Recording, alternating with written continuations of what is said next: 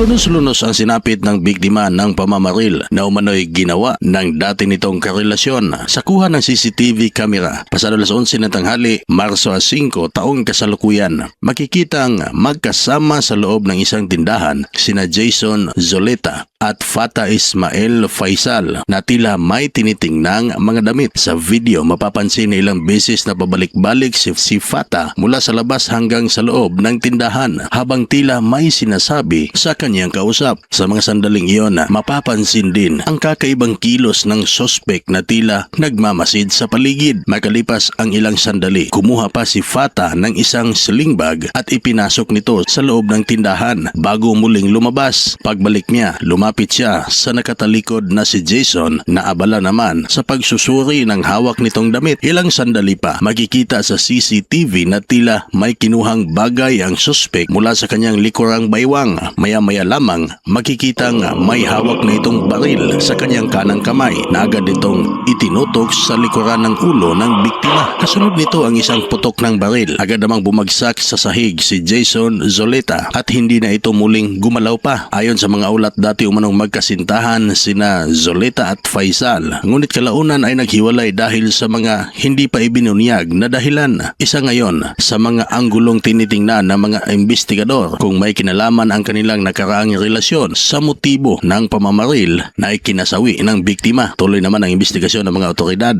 upang matukoy ang buong detalye at tunay na motibo sa likod ng krimen. Kung napadaan lang sa iyong video ito, palike, comment and share at huwag kalimutang mag-subscribe sa artikulo. Maraming salamat.